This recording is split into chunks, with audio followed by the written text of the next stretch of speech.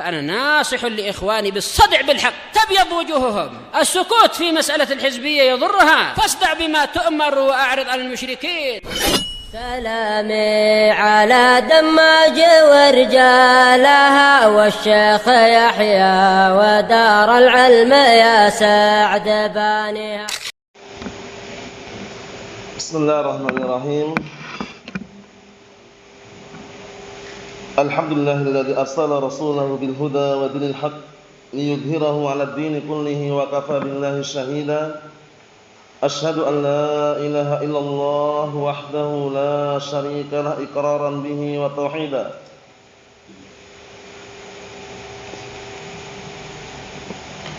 وأشهد أن محمدا عبده ورسوله صلى الله عليه وعلى آله وسلم تسليما مزيدا لا نبي بعده. إخواني في الدين أعزني wa a'azzakumullahu jami'an wa barakallahu fikum. Sebelum kita melanjutkan bacaan berikutnya terhadap kitabul Jami' min Bulughil Maram yang disyarah oleh Syekh Al-'Allamah Abdul Aziz Ibn Abdullah Ibn Baz rahmatullah alaih. Seperti biasanya beberapa hadis yang sudah dihafalkan setelahkan terlebih dahulu. Tafadhalu.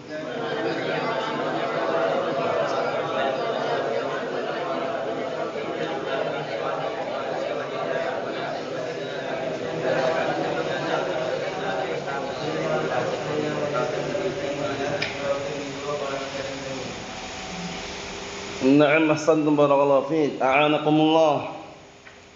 Sekarang kita lanjutkan halaman 89, disimak baik-baik halaman 89, hadis yang nomor 6.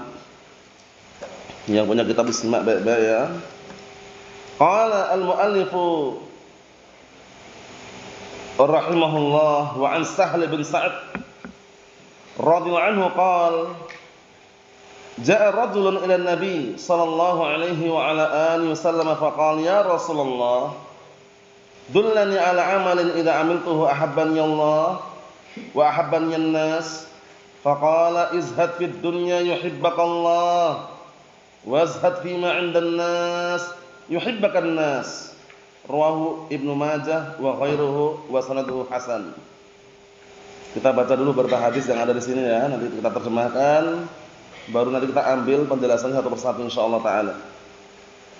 Dari hadisnya Sahal bin Sa'ad As-Sa'idi radhiyallahu anhu, qala beliau berkata, suatu ketika ada salah seorang lelaki datang kepada Rasulullah sallallahu alaihi wa ala alihi wasallam seraya berkata, "Ya Rasulullah, wahai Rasulullah, dullani ala amalin idza amiltuhu ahabbani Allah wa ahabbani an-nas." Tunjukkan kepadaku suatu amalan yang apabila aku mengamalkannya Allah Ta'ala akan mencintaiku dan manusia pun cinta kepadaku. Faqala, kemudian Rasulullah SAW mengatakan, izhad fid dunya yuhibbakallah. Lihat yang pertama, agar kita mendapatkan kecintaan Allah Ta'ala, yang pertama adalah zuhud terhadap dunia. Izhad fid dunya, merasa cukuplah kamu terhadap dunia, enggak tamak, enggak rakus, zuhud terhadap dunia. Yuhibbakallah, niscaya Allah Ta'ala akan mencintaimu. Ini berarti menunjukkan orang ini enggak rakus dengan dunia. Ambil seperlunya, sisanya untuk akhiratnya. Bukan mati-matian ngejar dunia, bukan itu. Tapi tipe orang ini adalah orang yang dia mengambil seperlunya, secukupnya terhadap dunia ini. Tidak mati-matian, tidak rakus, tidak tamak terhadap dunia. Karena bagaimanapun dunia ini walaupun seheboh apapun, sehebat apapun atau sebanyak apapun, itu pasti akan kita tinggal nanti. Semuanya akan ditinggal, tidak ada yang barakallahu fikum dibawa mati, kecuali amalan saleh yang diamalkan oleh seorang hamba tersebut. Yang kedua, wazhad fima 'indan nas yuhibbakan nas. Dan merasa cukuplah kamu, zuhudlah kamu terhadap apa yang ada di tangan manusia. Niscaya manusia akan mencintaimu. Maksudnya tidak minta-minta, tidak mudah menjulurkan tangannya untuk minta. Paham ya? Jadi dia lebih apa? Lebih cenderung mencukupkan apa yang ada pada dirinya. Sabar, qanaah, merasa cukup dengan sesuatu yang sedikit, Ya, merasa cukup dengan pemberian Allah Ta'ala walaupun sedikit. Nah, asalkan apa? Dia tetap tidak minta kepada manusia. Lihat ini bagus sekali ini. Jadi kalau kita ingin dicintai oleh manusia, jangan mudah minta-minta. Karena biasanya manusia itu kalau diminta ada dua kemungkinan. Kemungkinan pertama, dia akan memberi. Dan ini tentunya bisa mengecewakan juga kalau pemberiannya tidak sesuai dengan apa yang diminta. Yang kedua, dia akan menolak, enggak memberi. Itu pasti mengecewakan orang yang meminta. Makanya kalau minta, kita diperintahkan untuk minta kepada siapa? Allah Subhanahu wa taala. Hadis yang kemarin kita baca, hadisnya siapa? Abdullah Ibn Abbas radhiyallahu anhu, "Idza sa'alta fas'alillah." Apabila minta kepada siapa? Allah Subhanahu wa taala. Jangan pernah bermudah-mudahan, tasawul, minta, ngemis harta manusia, jangan. Itu nanti akan menghinakan diri kita di hadapan manusia tersebut. Akan menghilangkan harga diri dan kehormatan kita. Dan manusia pun enggak akan suka dengan kita. Kenapa? Karena orang akan berpikir, ini orang minta-minta terus. Setiap kali dikasih minta lagi. Dikasih minta lagi. Dikasih minta lagi. Nah, akhirnya orang ini kan bosan, enggak cinta. Coba orang yang enggak pernah minta. Orang yang berpikir, Masya Allah sebulan ini ya, kelihatan hidupnya pas-pasan, santai, tenang, tapi enggak pernah minta. Orang suka, orang senang. Ya kan? Nah ini kuncinya, ini ingat-ingat ini. Kalau ingin dicintai Allah, maka kita harus zuhud terhadap dunia. Tidak rakus, tidak ambisius untuk ngejar dunia. Ambil seperlunya. Mafhum? Sisanya untuk akhirat. Kalau dibikin persen, banyakkan persen akhiratnya. 80 banding berapa? 20. Yang 20 dunianya, yang 80 akhiratnya. Siap insyaallah? Insyaallah. Paham ya, barakallahu fiik. Insyaallah bi'inillah azza wajal akan datang kecintaan Allah Subhanahu wa taala. Begitu juga kalau ingin dicintai oleh manusia, jangan bermudah-mudahan minta. Dikit-dikit minta, ingin bangun gedung pondok pesantren minta dulu, ingin bebaskan tanah sebelah minta lagi. Ingin apa? Naikkan lantai kedua minta lagi. Untuk ngasih makan santri minta lagi. Allahul musta'an. La haula wala quwata illa billah. Allahul musta'an. Sabar barakallahu fiik. Kalau ingin mendapatkan dua kecintaan ini, maka ingat-ingat apa yang Rasulullah katakan ini sallallahu alaihi wa ala alihi wasallam. Zuhud terhadap dunia dan zuhud terhadap apa yang ada di hadapan manusia. Maksudnya enggak minta-minta. Biarkan itu rezeki orang lain, biarkan orang lain menikmati rezekinya. Jangan pernah iri dengan ekonomi dan rezeki orang lain. Berikutnya, hadis ini rawahu Ibnu Majah wa ghairuhu dan sanadnya hasan. Wa an Sa'id ibn Abi Waqqas, wa an Sa'ad bin Abi Waqqas radhiyallahu anhu qala, sami'tu Rasulullah sallallahu alaihi wa ala alihi wasallam yaqul, innallaha yuhibbul 'abda at-taqi al-ghani al-khafi. Masya Allah, lihat ini perlu kita contoh ini ya, akhirul muslim. Bagaimanapun yang namanya hadis itu sahih, maka itu madhab kita, jalan kita, prinsip kita. Idza sahal hadits fa huwa madhhabi. Apabila telah sahih hadis, itulah prinsip kita, jalan kita, pedoman kita, rujukan kita. Dan hadisnya Sa'ad bin Abi Waqqas, sahabat yang mulia. Sa'ad bin Abi Waqqas barakallahu fiik, beliau termasuk salah satu daripada 10 orang yang dikasih kabar gembira dengan masuk surga. Termasuk al-asyarah al-mubasysyaruna bil jannah, 10 orang yang dikasih kabar gembira masuk surga. Di antaranya Sa'ad bin Abi Waqqas. Baru satu. Sebutkan 9 sisanya. Antum. Talha bin Ubaidillah,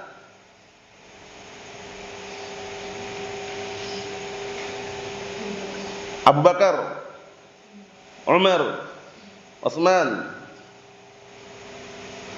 Ali. Masih 4 lagi.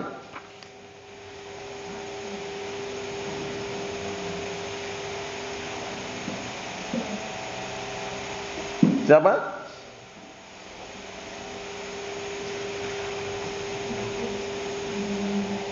Abdurrahman bin Auf, na'am.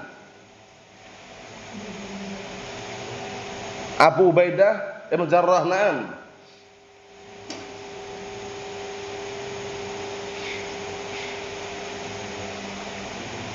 Ayo, Zubair bin Awam. Ayo satu lagi. Antum? Sa'id bin Zaid. Disebutkan dalam hadis yang sahih riwayat Tirmidzi, hadisnya Abdurrahman bin Auf.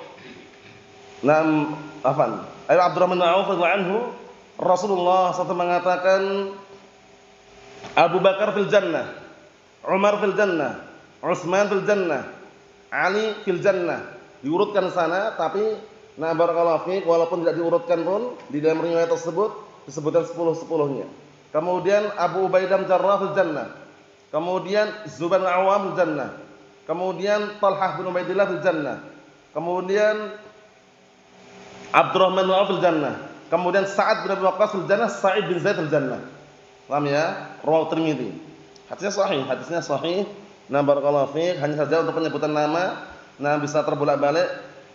Tapi di sana diurutkan, dalam artian namanya mungkin bisa ada didahulukan, diakhirkan, intinya 10 orang dari situ disebutkan semuanya.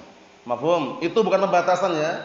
Bukan pembatasan, itu penyebutan di antara para sahabat yang dinaskan, ditetapkan dengan dalil termasuk penduduk surga. Ada yang lain? Banyak. Innal Hasan wal Husain sayyidash syabab ahli jannah. Hasan Husain. Kemudian inna Fatimah binta Rasulullah juga apa? Sayyidah nisa ahli jannah. Masuk juga. Paham ya? Kemudian juga Uqasyah bin Mihsan termasuk juga. Banyak sebenarnya, cuman enggak semuanya dinaskan dengan dalil. Tapi yang secara umum semua para sahabat di mana? Surga itu jelas. Paham ya? Tapi untuk per individu sebutkan namanya, ada yang sebutkan, ada yang tidak. Mafhum? Kita lanjutkan. Dari hadis Sa'ad bin Abi Waqqas radhiyallahu anhu, qala sami'tu Rasulullah sallallahu alaihi wasallam yaqul, aku mendengar Rasulullah sallallahu alaihi wasallam berkata, sesungguhnya Allah Subhanahu wa taala mencintai hamba yang bertakwa al-ghani. Ghani ini bukan kaya ya. Bukan kaya dengan kaya harta, bukan, tapi maksudnya adalah hamba yang merasa cukup. Sebutkan dalam syarahnya nanti atau di kitab yang lain, makna ghani itu adalah al-qanaah. Orang yang dia itu merasa cukup dengan pemberian Allah Ta'ala walaupun sedikit. Al-iktifa bil mawjud walau kana qanilan. Mencukupkan diri dengan yang ada walaupun sedikit, itu namanya qanaah. Al-khafi adalah hamba yang tidak menampakkan amalannya. Sengaja dia sembunyikan amalannya biar orang tidak tahu. Sengaja dia tidak pamerin amalannya. Itu man al-khafi. Man al-khafi. Makanya kekayaan yang hakiki itu bukan kekayaan harta. Sebagaimana dalam Sahih Muslim, hadisnya Abi Hurairah radhiyallahu anhu, apa kata Rasul sallallahu alaihi wa ala alihi wasallam? Kata beliau, "Laisal ghina an kasratil 'arad, walakinnal ghina ghina nafsi." Bukanlah kekayaan itu adalah orang yang banyak hartanya. Paham ya? Jadi kekayaan itu bukan yang banyak hartanya melimpah, ya kan? Kemudian kekayaannya nambah jutaan, kalau miliaran, kemudian 6 triliunan, bukan itu. Tapi hakikat kekayaan itu adalah orang yang kaya jiwanya, tidak minta-minta. Paham ya? Bersyukur apa adanya. Makanya disebutkan dalam hadis yang sahih. Hadisnya Abdullah bin Amr Ibn al-As radhiyallahu anhuma, apa kata Rasul sallallahu alaihi wasallam? Qad aflaha man aslama wa ruziqa kafafan wa qanna'ahu Allah bima atah. Sungguh telah beruntung orang yang beragama Islam, kemudian diberikan rezeki yang cukup, kemudian dia merasa cukup dengan pemberian Allah Ta'ala yang sedikit tersebut, yang Allah Ta'ala berikan padanya, dia merasa cukup. Karena makna qanaah apa kemarin? Al-iktifa bil mawjud walau kana qanilan, yaitu mencukupkan dengan sesuatu yang ada, merasa cukup dengan sesuatu yang ada, namun walaupun sedikit. Itu namanya al-qanaah. Jadi jangan sampai disalah pahami di dalam masalah apa qanaah ini. Jadi bukan berarti qanaah itu enggak boleh punya mobil, bukan berarti enggak boleh punya kendaraan, tapi dia ketika punya pun cukup. Paham ya? Barakallahu fi, tidak lebih daripada yang melebihi kadarnya, seperlunya semuanya. Mafhum? Karena kadang-kala ada juga orang yang punya mobil karena keluarganya banyak, anaknya banyak misalkan, dan dia orang mampu. Itu bukan berarti enggak qanaah ya, karena memang keadaannya menuntut hal tersebut. Mafhum? Seperti itu. Jadi intinya dia ketika ada sedikit yang ada di hadapannya, dia bersyukur, dia jalani. Tidak apa? Tidak menengok menoleh harta yang ada di tangan manusia. Minta-minta atau yang semisalnya. Jangan. Paham ya? Minta-minta itu tercela. Apa kata Syekh Muqbil bin Hadil Wadi'i rahmatullahi alaih dalam kitab Damul Mas'alah, jam'ut tabarru'at laisat min simati ahli sunnah. Mengumpulkan dana, open donasi, penggalangan dana bukan termasuk ciri khas ahli sunnah wal jamaah. Terus bagaimana ciri-cirinya? Sabar. Ketika ada sedikit dia bersabar, ketika ada banyak dia lebih apa? Bersyukur kepada Allah Subhanahu wa taala. Kita lanjutkan lagi. Ini kita masih hadisnya ya. Nanti kalau udah masuk syarahnya baru kita baca satu persatu insyaallah taala. Naam.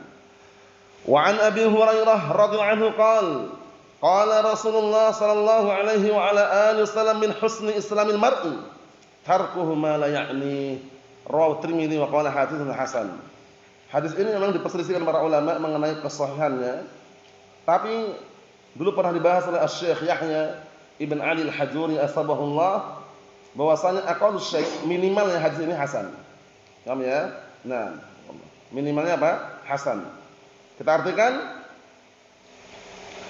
wa an Abi Hurairah radhiyallahu anhu, dari hadisnya Abi Hurairah radhiyallahu anhu qala, beliau berkata telah bersabda Rasulullah sallallahu alaihi wa ala alihi wasallam min husni islamil mar'i tarkuhu ma la ya'ni. Termasuk indahnya, bagusnya keislaman seseorang itu dia meninggalkan perkara yang tidak bermanfaat untuk dirinya. Paham ya? Jadi ada perkara yang enggak bermanfaat dia tinggalkan. Bukan karena perkara itu mubah, bukan karena perkara itu haram, bukan karena perkara itu haram, bahkan perkara mubah pun kalau enggak bermanfaat dia tinggalkan. Jadi pahami, itu termasuk indahnya, bagusnya Islam seseorang. Jadi enggak semua perkara mubah itu semuanya langsung boleh dikerjakan, tidak. Lihat dulu, perkara yang mubah ini ada enggak maslahahnya, ada enggak mafsadahnya. Paham ya? Dilihat maslahah dan mafsadahnya. Mafhum? Seperti contohnya barakallahu fiik, bermain sepak bola. Hukum asalnya mubah, enggak ada larangan. Tapi kalau sampai permainan sepak bola itu dijadikan apa? Ladang judi misalkan, meninggalkan ibadah, diharamkan. Kenapa? Karena faktor yang lain. Bisa dipahami? Karena jadikan ladang judi, dijadikan barakallahu fiik perkara-perkara yang bisa apa? Meninggalkan ibadah yang lain, itu diharamkan karena faktor yang lain. Bisa dipahami? Jadi perkara yang mubah itu bukan berarti itu kan mubah, Ustaz. Kalau perkara mubah, hukum asalnya memang boleh-boleh saja. Cuman kita perhatikan dulu, yang mubah ini ada enggak maslahahnya dan ada enggak mafsadahnya. Mafhum? Sepak bola enggak ada yang mengharapkan. Tapi kalau dia sepak bola untuk ladang judi, ya enggak? Ada enggak sepak bola jadi ladang judi? Ada. Mungkin sepak bola yang pertandingan ya, yang di luar sana ya. Na'udzubillah min dzalik ya. Nallahu musta'an. Itu kita haramkan bukan karena semata-mata permainannya, tapi jadikan apa? Dijadikan bahan perjudian tadi itu. Wal'iyadzubillah. Mafhum? Antum memelihara burung merpati, haram? Halal, boleh-boleh aja. Tapi kalau antum memelihara burung merpati untuk apa? Dijadikan ladang judi, merpati tempel istilahnya mereka. Nah, untuk balapan, perjudian haram. Mafhum? Memelihara ayam jago, ayam jantan, haram atau hukum asalnya mubah? Mubah. Tapi kalau orang memelihara ayam jago dijadikan apa? Untuk diadu misalkan, haram. Jadi perkara mubah itu kadang-kadang enggak semuanya langsung boleh kita lakukan semuanya, tapi dilihat maslahat dan mafsadahnya. Mafhum? Naam. Hanya saja hukum asalnya halal. Kita lihat berikutnya. Rawahu Tirmidzi wa qala hadits hasan. Wa 'anil Miqdam ibn Ma'di Yakrib. Ini ada yang Ibnu Ma'di Karib, Ibnu Ma'di Yakrib. Nanti kayaknya dijelaskan di bawah, nanti kita lihat apa yang disampaikan oleh Asy-Syaikh Abdul Aziz Ibn Abdul Bas, karena ada yang di istilahnya di beberapa nuskhah hadis itu ada yang Miqdam Ibn Ma'di Yakrib, ada yang Miqdam Ibn Ma'di Karib. Paham ya? Nanti kita lihat. Wa 'an Miqdam Ibn Ma'di Yakrib radhiyallahu anhu qala qala Rasulullah sallallahu alaihi wasallam ma mala'a ibnu Adam wi'an syarran min batnih akhrajahu Tirmidzi wa hasanahu. Ini hadisnya ini potongan sebenarnya. Fa ila sana ada penyempurnanya. Nah, tentang hadis ini, penyempurnanya itu agak panjang tapi enggak masalah, kita baca nanti. Dari hadisnya Miqdam Ibn Ma'di Yakrib radhiyallahu anhu qala Rasulullah SAW bersabda, tidaklah Bani Adam memenuhi wadah dengan apa? dengan sesuatu yang lebih jelek ketika dia memenuhi perutnya. Karena sebutkan dalam syarahnya itu la makana akbah min amtilai batni ibn Adam. Tidak ada tempat yang lebih jelek, yang lebih buruk. Nah, yaitu apa? Daripada memenuhi perut anak Adam. Paham ya Mas? Maksudnya itu kalau berlebihan itu tidak bagus. Nanti karena sambungan hadisnya itu sepertiga untuk makannya, sepertiga untuk minumnya, sepertiga untuk nafasnya. Nah, sambungannya itu kayaknya arba'in ada itu ya. Nah, barakallahu fiik. Bihasbi ibni Adam ukulatun yuqimna sulbah. Ya kan? Nah, cukup Bani Adam itu memakan makanan yang sifatnya hanya menegakkan tulang punggungnya saja. Paham ya? Nah, kemudian apa lafaznya itu? Fa in kana la mahalata, kalau seandainya dia harus makan, harus lebih yang dia makan, maka jadikanlah 3. Paham ya? Nah, barakallahu fiik. Fa sulusun li ta'amih wa sulusun li syarabih wa sulusun li nafasih. Maka sepertiga untuk makannya, sepertiga untuk minumnya, sepertiga untuk nafasnya. Paham? Ini bukan berarti kita enggak boleh makan 3 kali sehari loh ya. Boleh. 4 kali sehari pun ada larangan. Cuman jangan berlebihan saja. Paham maksudnya ya? Maksudnya bagaimana makan berlebihan? Dia makan berlebihan hingga dengan makan itu meninggalkan ibadah, malas qiyamul lail, malas salat, ya kan? Itu dilarang. Berarti berlebihan. Tapi kalau cuma sekedar 3 kali sehari, 4 kali sehari makan, ada larangan enggak? Tidak ada larangan. Mafhum? Nah, intinya dia bisa mengkondisikan, bisa bersiasat di dalam apa? Nah, barakallahu fiik, perutnya tersebut, sepertiga untuk makanannya, sepertiga untuk apa minumnya, sepertiga untuk nafasnya. Karena kalau penuh sampai atas ini apa ya? Kalau kepenuhan ini biasanya mau nafas sesak biasanya. Bahkan nanti orang bisa muntah-muntah biasanya. Paham ya? Makanya makan itu secukupnya aja. Paham ya? Kalaupun kenyang enggak masalah, tapi jangan lebih. Paham ya? Biasanya kalau orang kenyang kan bawaannya apa? Ngantuk. Paham ya? Walaupun enggak semuanya. Paham ya? Tapi seringnya kalau kenyang itu bawaannya lemas, ngantuk, kurang semangat, ya kan? Nah, barakallahu fiik seperti itu. Mafhum? Kita lihat dulu. Akhrajahu Tirmidzi wa hasanahu. Qala Asy-Syaikh Abdul Aziz Ibn Abdullah Ibn Baz rahimatullah alaih. Qala Ibnu Baz rahimahullah ma'di karib yaqra'unaha mal ma'addal. Al-ya ma'addal. Jadi ada yang ma'di karib. Nah, jadi ada ya adadal ma'di karib yaqra'unaha ma'addal. Ma'di karib al-ya ma'addal. Jadi ya adadalnya itu ma'di. Kalau yang tadi kan kelihatannya ma'di pendek ya. Nah, atau bacanya itu ya-nya digabung dengan kafnya. Ma'di yakrib.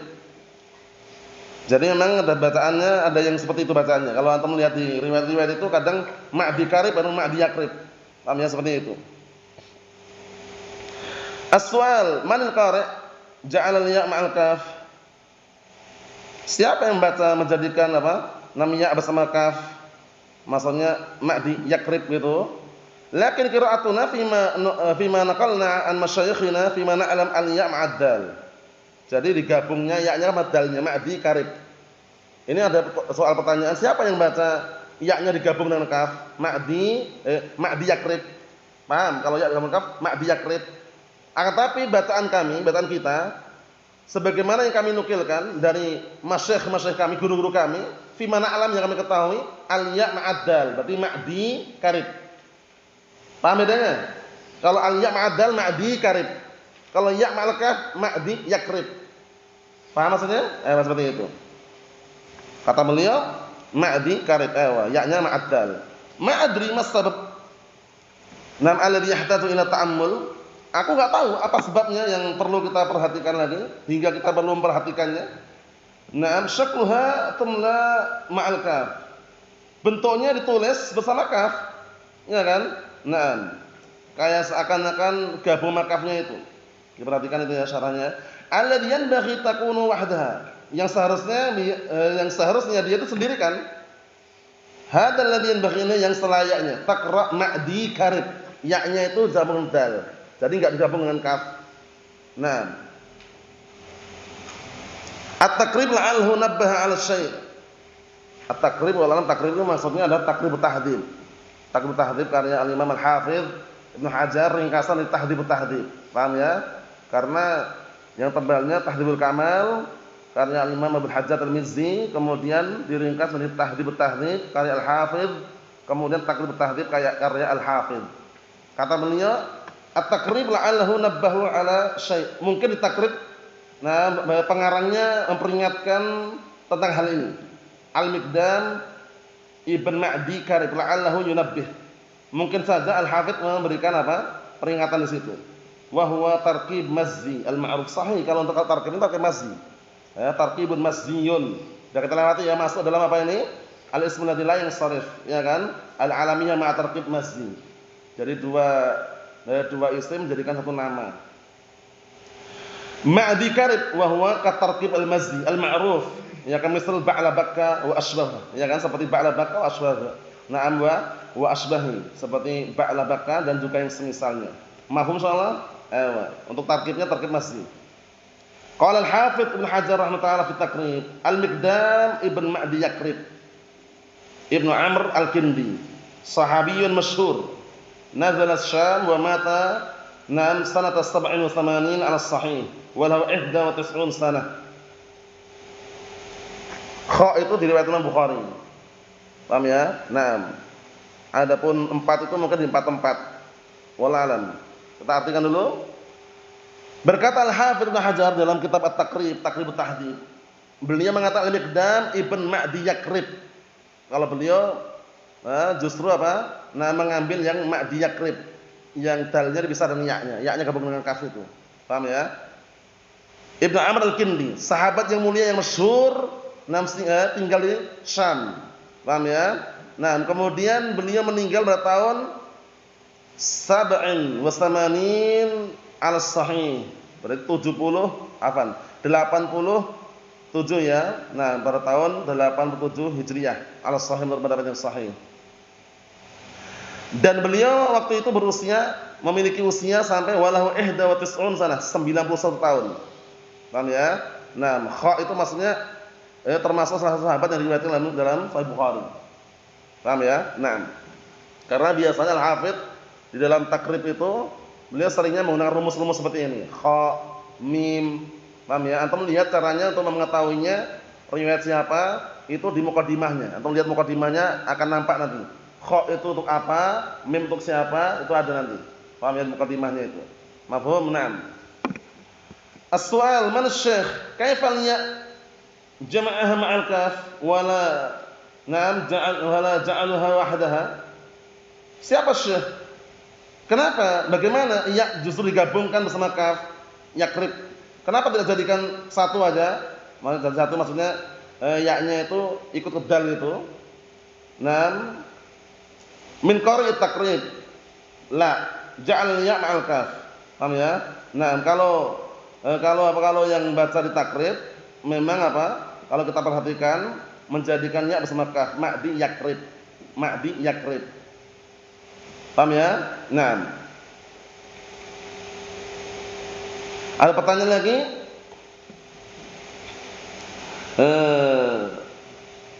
Mana syekh? Siapa syekh? Mata.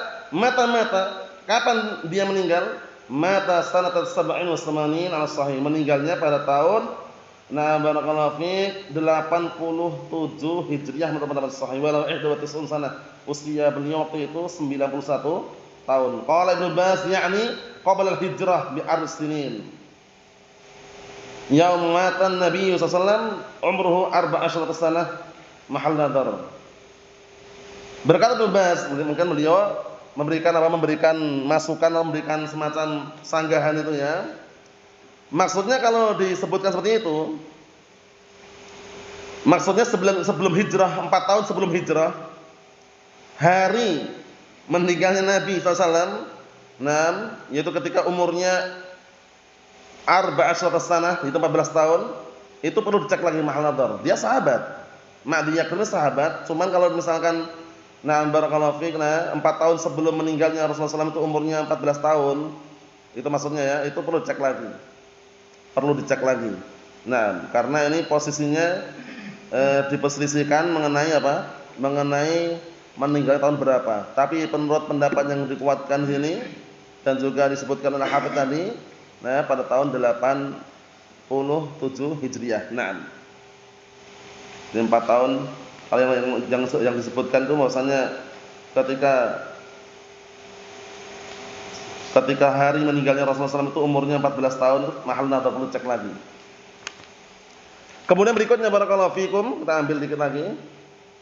Wa an Anas ibn Malik radhiyallahu anhu qala Rasulullah sallallahu alaihi wasallam, kullu ibni Adam khata'un wa khairul khata'in at-tawwabun. Ini juga ada yang mensahihkan, ada yang mendhaifkan juga. Kalau yang mendhaifkan mereka mencukupkan hadis Abi Dzar bin Junadah rawi Muslim itu. Karena ini memang diselisihkan juga. Kalau Syekh Al-Albani, kalau tidak menghasankan mensahihkan Syekh Al-Albani hadis ini. Tapi waktu itu pernah kami dengarkan beberapa masyayikh Syekh Yahya termasuk yang barakallahu fiik mengkritik hadis ini dan mencukupkan hadis yang sahih dalam Sahih Muslim. Hadisnya Abi Dzar bin Junadah itu. Apa itu hadisnya itu? Ya, apa itu? Siapa yang hafal hadisnya itu? Ya ibn Adam, innakum tukhti'una bil-laili wan-nahar wa ana aghfiru dzunuba jami'an fastaghfiruni aghfir lakum.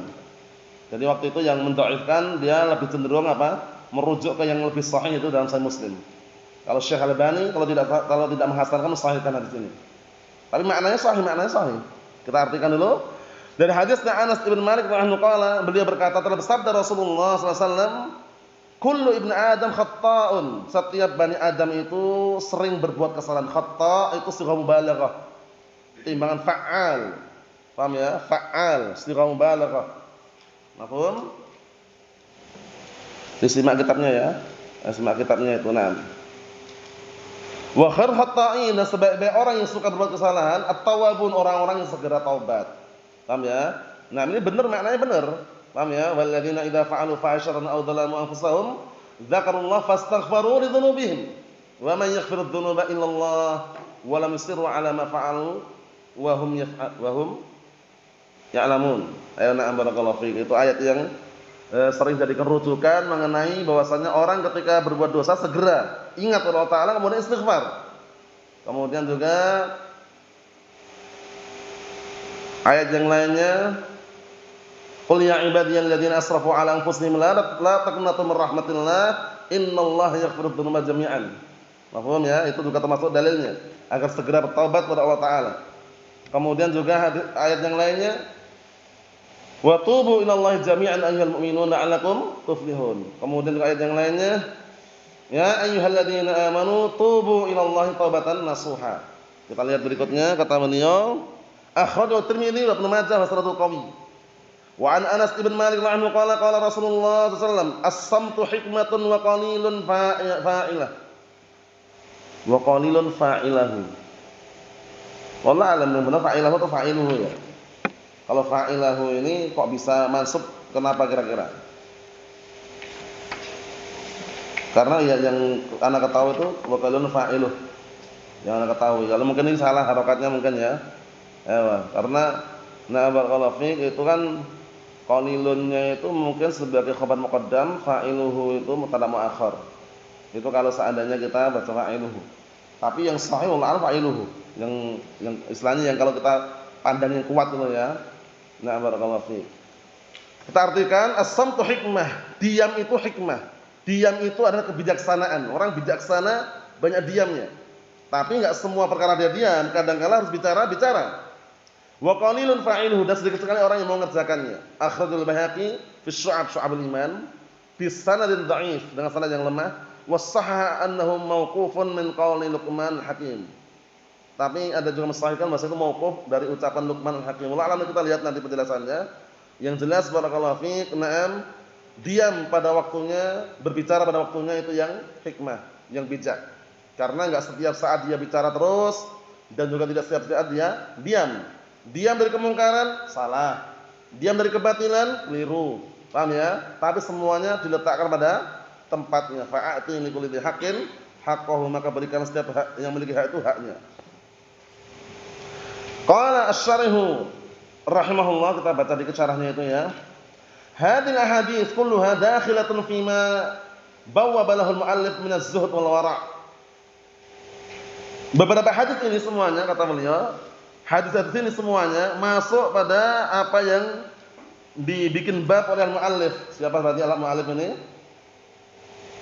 Al-Hafidz Ibnu Hajar, karena ini cuplikan dari Bulughul Maram kan.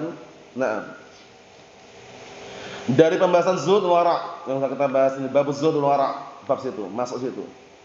Al-hadits al-awwal, hadits pertama, hadis Sahal bin Sa'ad radhiyallahu anhu as-Sa'idi al-Ansari al-Khazraji.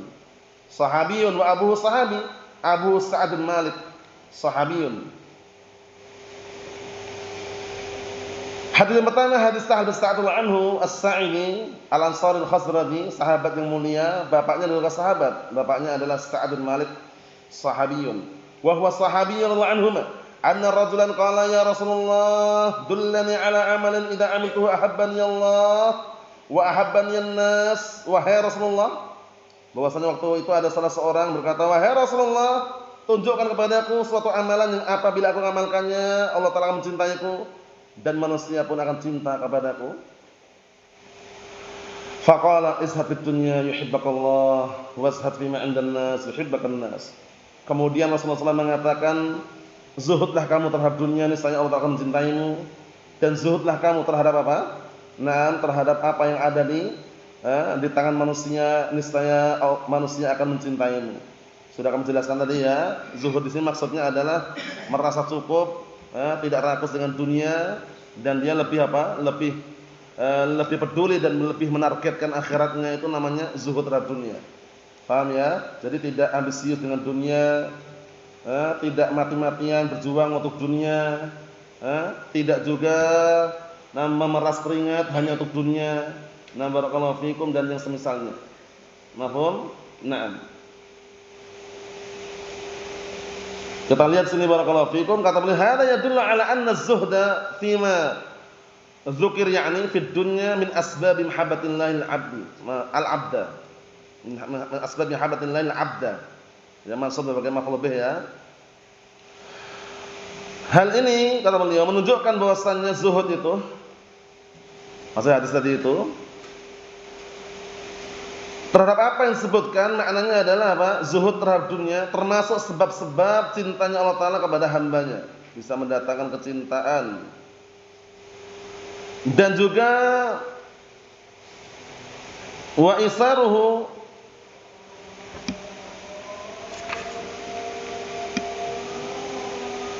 apa itu?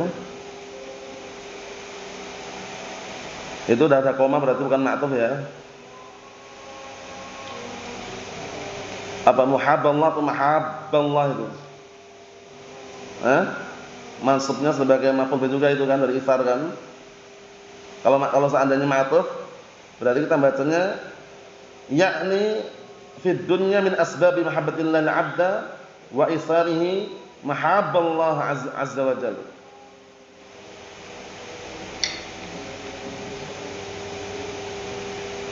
Kita artikan dulu.